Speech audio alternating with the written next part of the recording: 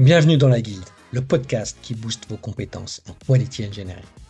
Je suis Jean-François Frézy, expert en Quality Engineering et passionné par la transmission des savoirs. Chaque semaine, je te partage des astuces pour transformer ta façon de travailler en Quality Engineering. Installe-toi bien, on est parti pour un nouvel épisode rempli de conseils concrets. N'oublie pas de t'inscrire à ma newsletter pour recevoir du contenu exclusif et ne rien rater. Chaque semaine, je te livre des méthodes actionnables, des outils efficaces et des stratégies sur les meilleures pratiques du moment, avec des formats courts, pratiques et accessibles à tous. Alors abonne-toi maintenant pour ne rien rater. Lors de mon dernier podcast, je vous ai parlé des fausses croyances de l'automatisation des tests. Aujourd'hui, je souhaiterais rentrer un peu plus dans les détails en vous parlant des principales erreurs à éviter avant de vous lancer dans vos projets d'automatisation des tests. Premièrement, je le dis souvent, ne pas avoir une stratégie de test d'automatisation claire, c'est vraiment un risque de se planter totalement sur son projet parce qu'on ne va pas savoir où on veut aller. On risque de mal choisir ses tests, on risque de ne pas être en cohérence avec ce qu'on devrait faire parce qu'on n'a aucune gestion des priorités qui ont été mises en place et qu'on risque d'avoir vraiment une évaluation floue de ce qu'on doit faire et de la valeur réelle de l'automatisation.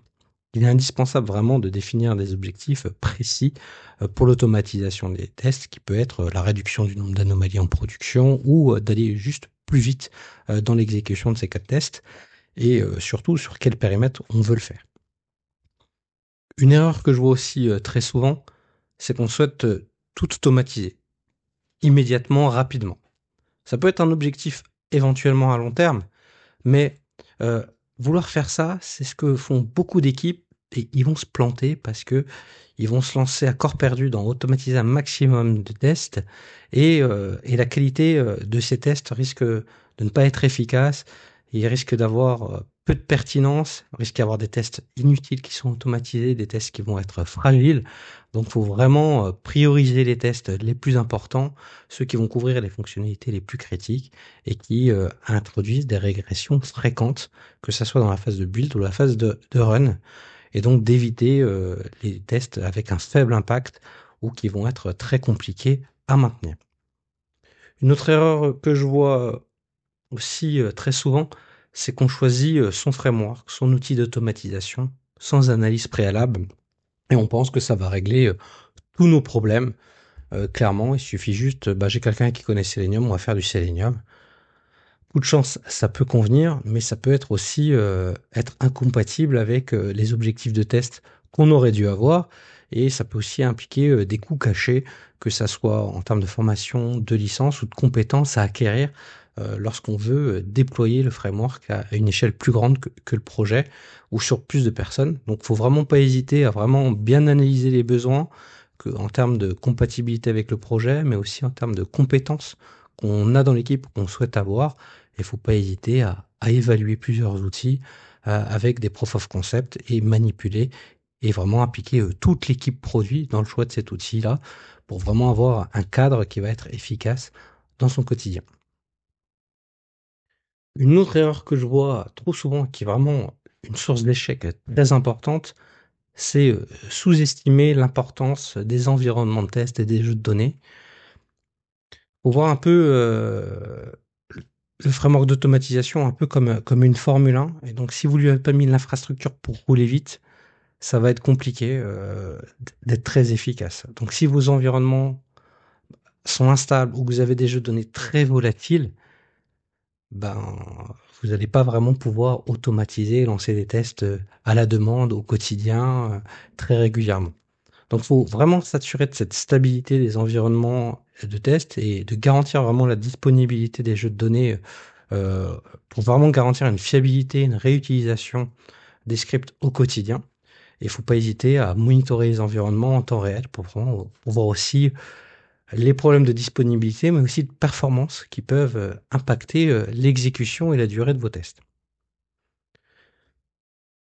L'autre point que je vois souvent en termes d'erreur, c'est qu'on pense que l'automatisation, c'est surtout créer des tests, et donc on va négliger l'architecture de notre code, de nos tests, et on va pas penser maintenabilité, on va pas mettre en place les bons patterns, on va pas décomposer les tests en modules réutilisables et on a du mal un peu à séparer la logique métier de la logique technique et ça implique un grand coût de maintenabilité qui va coûter très très cher dans la rentabilité du projet d'automatisation et de son succès. L'autre erreur que je vois souvent, c'est qu'on va se focaliser énormément sur la UI et sur les détails d'affichage, parce qu'on se dit, c'est bien, ça va remplacer tous nos tests, on va faire ça rapidement. C'est quelque chose qu'il faut auquel il faut vraiment faire attention. Que l'objectif de l'automatisation, de mon point de vue, c'est vraiment d'évaluer le comportement de la feature en priorité. Et pas forcément tous les changements d'affichage. Ou si vous le faites, faut le vraiment faire avec des suites de tests différentes, avec des objectifs différents. Sinon, vous allez avoir des tests très fragiles. Dès qu'il y a la couleur d'un bouton qui change, votre test il s'arrête alors que vous arrivez encore à cliquer dessus. Et donc c'est bien dommage.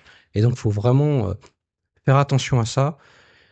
Et aussi, faut pas hésiter à descendre d'un niveau, notamment sur les tests d'API, qui vont être plus efficaces, qui vont permettre d'avoir une plus grande couverture et un plus grand nombre de tests que de se focaliser que sur l'IHM.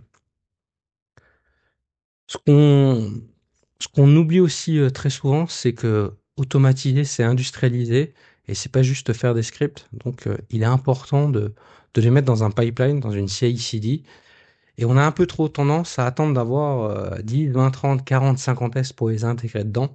Ce qui fait que on va avoir, on va avoir du temps, trop de temps pour avoir du feedback.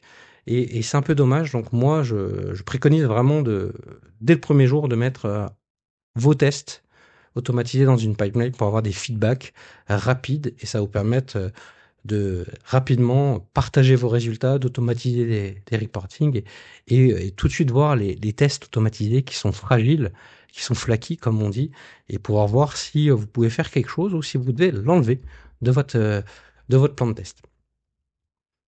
L'autre erreur que je vois un peu trop souvent, c'est des indicateurs qui ne sont pas présents ou bien trop tard. Et du coup, on a du mal à voir la cohérence de l'automatisation par rapport aux autres tests. On a du mal à voir si on a des tests flaky, quelle est leur raison, quelle est leur route cause. Et aussi, on ne fait pas ou on fait trop tard l'évaluation du retour sur investissement de l'automatisation. C'est dommage parce qu'on peut avoir mis beaucoup d'énergie, beaucoup de temps pour quelque chose qui va pas être si rentable que ça. Donc, il faut vraiment se dire que l'automatisation doit apporter de la valeur au produit et il faut vraiment le calculer de cette manière-là. Et donc, forcément, si on ne calcule pas ça, on a aussi tendance, pardon, à sous-estimer le coût de la maintenance. On pense vraiment que automatiser, c'est créer des tests. Et c'est vraiment le coût caché qui peut vraiment dépasser celui du développement par moment. Et de se dire, attention comment on va le faire. Donc il faut vraiment le prévoir au début, pendant les phases d'itération, qu'on va avoir un coût de maintenance et qui doit être le plus bas possible. L'objectif ultime, c'est de faire tourner des tests qui tournent sans maintenance et qui découvrent toujours des bugs critiques. Bon, c'est rarement le cas. Il y a toujours des problématiques et de la maintenabilité à prévoir. Donc, il faut vraiment s'assurer que tous les membres de l'équipe ont les compétences nécessaires pour penser maintenance. Et la dernière erreur que je constate, c'est que on ignore l'importance de la collaboration dans l'automatisation. On pense que c'est une personne qui est responsable de tout ça, alors qu'il faut vraiment penser globalité, qui va automatiser quel type de test. Par exemple, est-ce que mes développeurs vont plus automatiser mes tests d'intégration et d'API, ou c'est plus les QA qui vont le faire. Donc ça, c'est une discussion qu'il faut avoir, donc il faut vraiment faire participer tout le monde. Il faut qu'il y ait une communication qui soit le plus fluide possible et qui permette aussi de partager les résultats et donner de la confiance à toutes les parties prenantes du projet et qui va donner un feedback rapide et qui va permettre d'avoir une amélioration continue. Donc pour terminer, je vous dirais que l'automatisation des tests, c'est vraiment un atout puissant pour optimiser la qualité de vos logiciels, mais elle doit être abordée d'une manière stratégique et réfléchie. Et donc, je vous encourage à réécouter ce podcast et éviter ces erreurs courantes pour maximiser l'efficacité de vos projets d'automatisation des tests. Merci d'avoir écouté cet épisode. C'est grâce à toi que la guilde continue de grandir. Si tu as aimé, n'hésite pas à partager autour de toi et à laisser un avis 5 étoiles sur ta plateforme préférée. Je te donne rendez-vous au prochain épisode avec encore plus de conseils pour booster tes compétences.